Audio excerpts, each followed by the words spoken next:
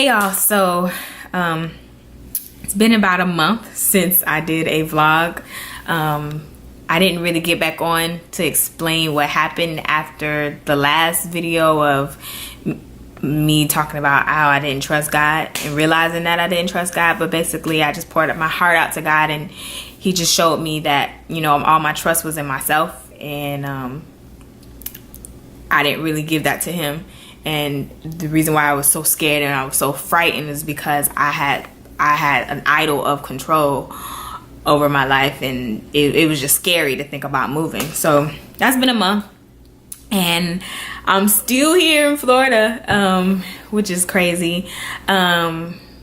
Basically, after I started telling everybody, I started having all their feelings in their heart, and I was carrying all of that. So they were like, I don't want you to go because you what if you run out of money or something happens to your car or something this or this and you need a housing, and like everything that I know. It's not like I'm stupid and I'm oblivious to this. I know I need this, but I started hearing this, especially from my parents, and then I started, you know, getting worried and crying and be like, God, please help my parents to be comforted, and I just stayed. I don't know how else to put it or to describe it, but it's not like I wasn't motivated to go anymore, but just my perspective on everything changed, and my prayers went from, oh God, make a way, let somebody give me some money or a place to stay and provide the things, instead of let me just step out on faith and do what you told me to do in the first place.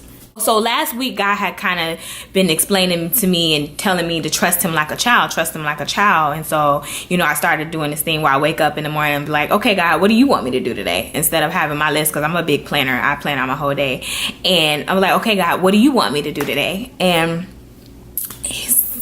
one day he told me to rest, and one day he told me to do something else. So I was getting in the habit of that, and he's showing me like, I want you to trust me, I want you to trust me, I want you to trust me. And then so like a couple days later, I was driving, which was Sunday night. I was driving and I was thinking, I felt sad that I didn't go, and I was thinking like, I think when God told me to go, I shouldn't have went. You know, and it just blew my mind. It's kind of baffled me of like, God told me to go, but I didn't go. And I think I excused it for so long because I was telling myself that God was preparing me to leave instead of telling me to leave. So it kind of minimized the situation, or at least my responsibility. So the next morning, after I realized that I think that God actually told me to go then, a month ago, I prayed and I was like, okay, God, well, if you want me to go, then tell me again and confirm it. I don't really do confirmations all the time and be like, God, confirm everything, but this is a big move. I was like, I need a confirmation. So I was like, okay, confirm it. So I got dressed and I went about my day. And I was in my car driving, and my cousin called me, and she was like, I just have one question. And I was like, what? And she was like, how do you know when God told you to go that he didn't mean go right then? And I was like, I kind of like screamed, or was like, are you kidding me? Don't play with me right now. Did you just ask me that? Like, this is exactly what I prayed God to tell me 2 hours ago. And she didn't say hello. She didn't say nothing. She was like, how do you know when God said da da da da? And I was like, oh my goodness.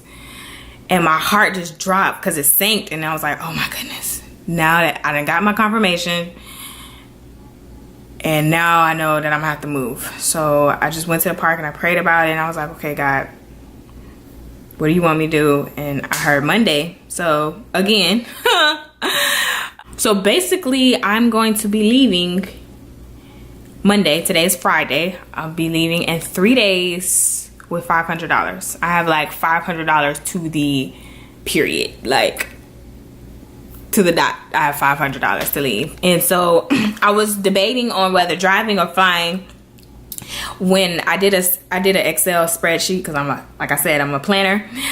I did an Excel spreadsheet of you know, the cost of driving versus the cost of flying. I looked at my gas mileage, how much gas is going to take, hotels, food, all that stuff, right? And then I looked at the plane tickets, the taxes on the plane tickets, the baggage charges on the plane tickets, and I totaled it out. And basically, I have a car that's really, really good on gas. Thank you, Jesus. So it came out to like $3.84 for me to drive, because my car gets like 34 miles per gallon on the highway. And then the plane ticket would have been $3.64.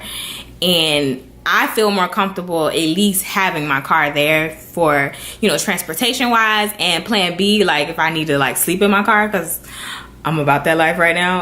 I'm just desperate, like I have to go. So if I had to sleep in my car, it's good that I have, you know, a free rent in my car. I'm cool with that. Like, I'm so cool with that. I'm probably gonna come back on this camera talking about sleeping in my car, but I'm cool with that. Actually, it's kind of fun and exciting to sleep in my car. I don't know why, I just have an excitement.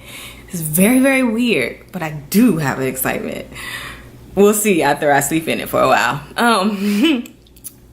And basically the plane ticket is so much because it is the last minute, but I have to go on Monday. I'm sorry. And people will probably be like, why Monday? Why you can't wait? I'm not waiting. I waited a month and I wasn't supposed to do that. So it's time to go. Yeah, so I've told my family again. Of course, they're not happy about me leaving again. I have a lot of questions, but I'm like, okay, I went to get my car checked out. Everything looks good. I'm ready to go. So I will check back in probably on the road to LA. Hey y'all, so I am driving. This is day one. I've been driving probably about 2 hours. I made it here. I'm in Gainesville, Florida. And I just stopped and got something to eat, and then I charged my phone. So yeah, it was a pretty emotional day. I seen both of my parents and they were crying and everything, but I had to do it, and I was crying because it's like leaving everything. And it's hard to be away from my family because I'm a very family oriented person.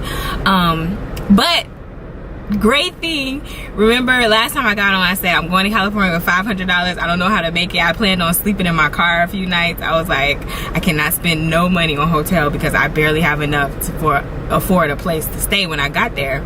And now I officially have $1,500. So God came through. Let this be a testimony to take one step and watch God provide. Don't try to have everything figured out from A, B, C, D, and E. Just like take step A and then watch God make a way for step B and to C. And so I have more than enough to stay in LA for, I have at least 2 months rent and food and gas and I don't know, but actually I'm very excited because I feel like this is an adventure that I'm taking with God, and I want to stop at so many places. I want to stop in New Orleans. I want to stop at the Grand Canyon.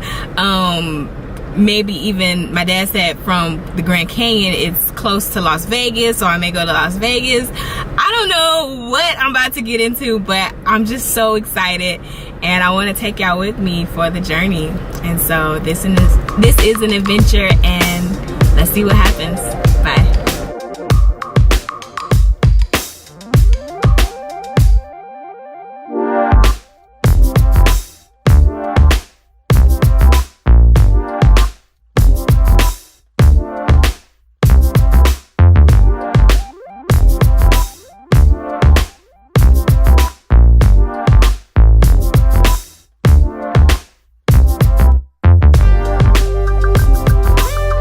Okay, so I made it to New Orleans yesterday, probably about 11 o'clock last night. My original plan was to stop in Biloxi.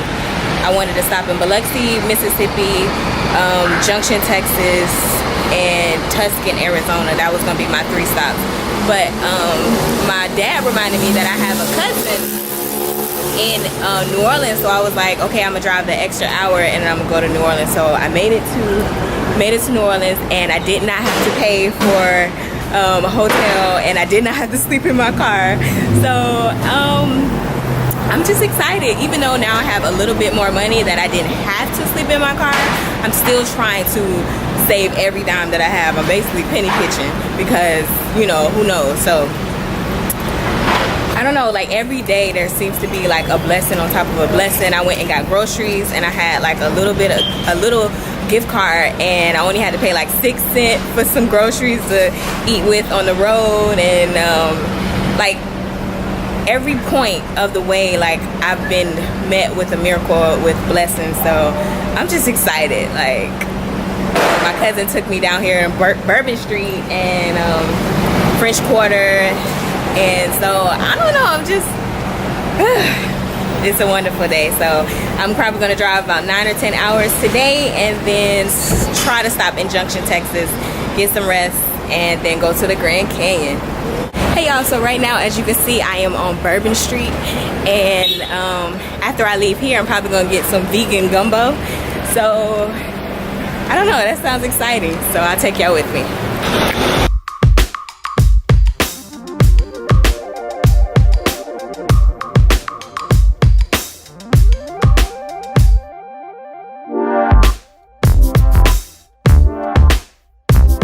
Yo, so let me tell you, yesterday I drove about 11 hours, and when I got here to New Orleans, I wasn't sleepy, not one bit. Like, I actually felt like I could drive another 3 or 4 hours. I wasn't stiff. I didn't feel like I always needed to stretch. I just felt like, I don't know, I felt invigorated. And so hopefully today I only have to drive 9 hours, but hopefully I keep up that pattern, because that was everything. I already like to drive anyway, so it's not a big surprise, but I never drove that far. So yeah, day 2, here we go.